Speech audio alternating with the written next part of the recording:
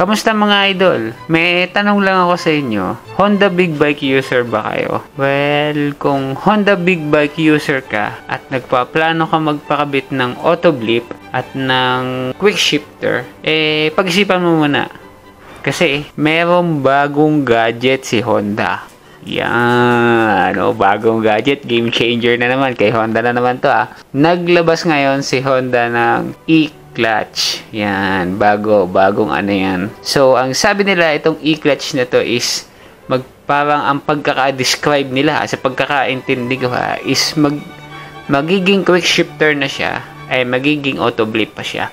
Kung sa baga is madi-disable mo na yung left hand lever mo, which is yun naman talaga yung ginagawa ng dalawa, ng auto blip at saka ng quick shifter. So in that case, magiging madali na yung shifting mo, magiging smooth na yung shifting mo. Sabaga same process pa din.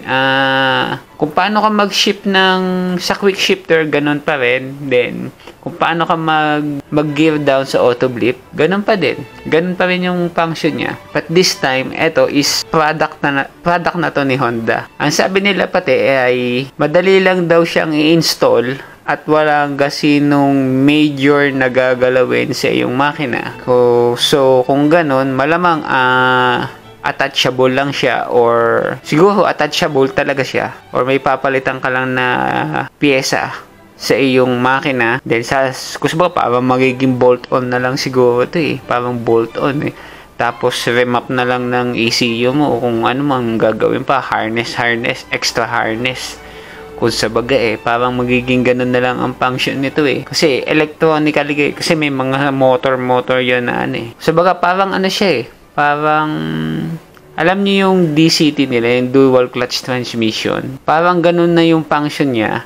Kaya lang, si dual clutch transmission is pwede mong i-manual, pwede mong i-automatic. Which is manual, pinipindot, at automatic siyang nag-shift ng kanya. So, pagdating naman kay e-clutch, magka-clutch ka pa din, mag-shift ka pa rin ng gear. Kaya lang, hindi ka napipisil ng clutch. So, ang magiging silbi na lang ng clutch mo ay kung gusto mong pumisil ng manually, or yung occasionally kailangan mo mag-clutch, yun na lang yung magiging function niya. So, maganda to. Malaking bagay. Kung sa baga, game changer nga talaga. So, anong pwedeng maging advantage nito? Well, advantage nito, engraved na sa iisang device yung dalawang function. Then, ang isa pa ang pwedeng maging advantage nito is yung mismong gumawa na ng motor ang nag-supply sa'yo ng device, which mean assurance na 100% gagana. Hindi siguro, nasa ganun siguro yung nun. Sa baga is yun, para doon sa yun, specifically specified build para yun, para sa ganun. Parang parang kusabagay, parang accessories na essential pack, genuine accessories na ikinabit. And then siguro ang magiging disadvantage nito yung price. Doon ka lang talaga, kasi alam naman natin ang mga piyesa ni Honda, ang pang high-end palagi ang mga presyo ni Honda, kaya medyo mahal ang mga piyesa niyan. Yun lang yung nakikita ko magiging disadvantage, o kaya pwede ring disadvantage yung specific model yung malalagyan. Pero ang sabi naman nila is pagtagal-tagal daw is possible na yung mga ilalabas nilang motor equipped na nung ganung e-clutch na yun. So yan, bago na namang nito. Maganda to kung ilalabas ni Honda. By then, yung mga next model nila, yung mga next issue nila, next version nila is naka-equip na ng ganun. Well, maganda yun kung tutusin. Maganda talaga. Kasi,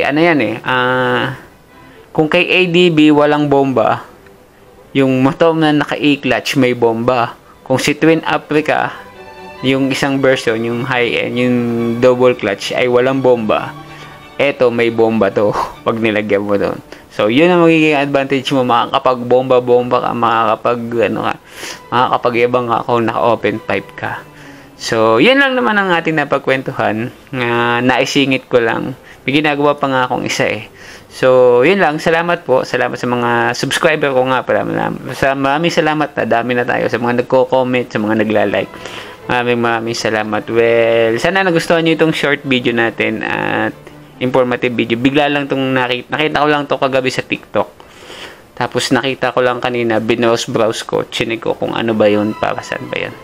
So, yun lang na. Maraming pong salamat and abang-abang pa kayo. Madami pa tayong mga lalabas ng mga video. Well, ako po si at kayo nanonood ng aking channel. Maraming pong salamat. Ingat palagi. Salamat!